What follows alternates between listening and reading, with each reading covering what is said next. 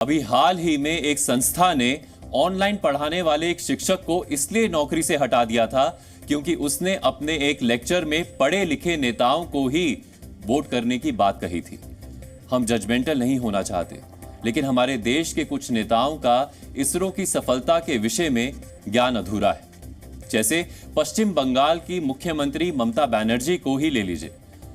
अब इसे slip of tongue कहें या फिर अज्ञानता, उन्होंने चंद्रयान 3 को लेकर मंच से कुछ ऐसी बातें कही जिसकी वजह से सोशल मीडिया पर उन पर मीम्स बनाए जाने लगे हैं। ममता बनर्जी चंद्रयान 3 का श्रेय अपने INDIA की साथी कांग्रेस से जोड़ना चाहती थी।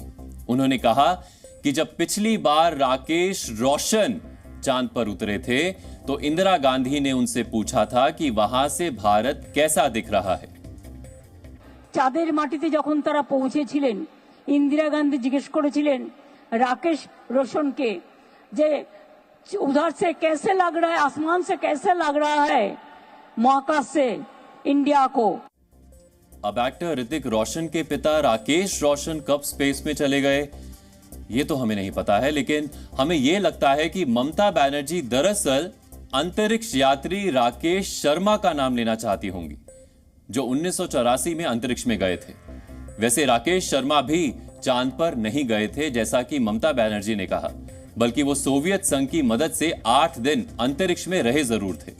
वो पहले भारतीय थे जो अंतरिक्ष में गए थे।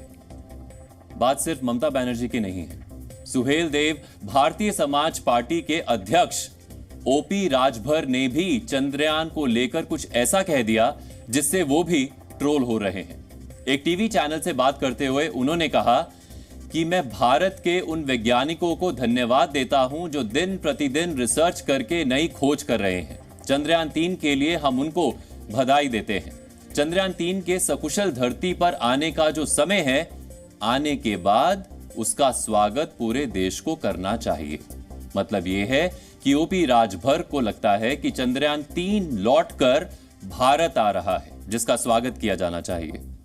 यानी उन्हें चंद्रयान 3 को लेकर कोई जानकारी नहीं थी, ना ही उन्होंने किसी से पूछने की कोशिश की।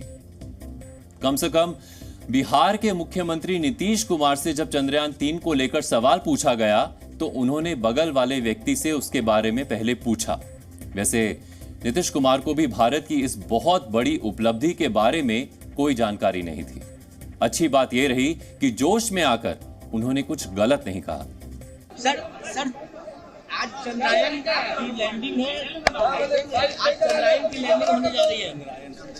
चंद्रयान 3 की लैंडिंग हो रही है सर।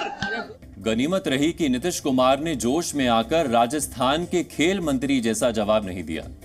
अशोक गहलोत सरकार में मंत्री अशोक चांदना ने चंद्रयान 3 को लेकर एक अनोखी ही बात कह दी। उन्होंने चंद्रयान 3 में गए अंतरिक्ष यात्रियों को सलाम ही कर दिया। वो बोले कि जो यात्री गए हैं हमारे, उनको सलाम करता हूं।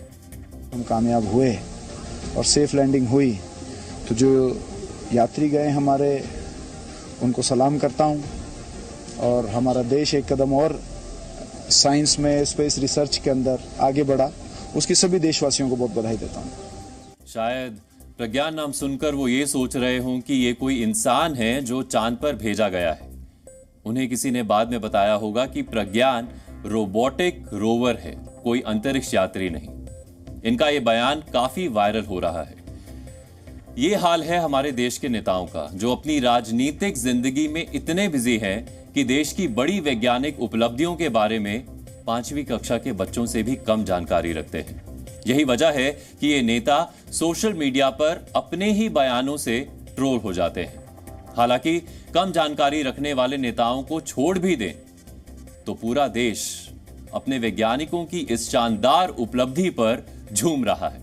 हम आपको एक रिपोर्ट दिखाते हैं कि कैसे चंद्रयान 3 की चांद पर लैंडिंग देश की जनता के लिए खुशी का सबब बन गई। जी हाँ, आप अपनी स्क्रीन पे देख सकते हैं, India is on the moon.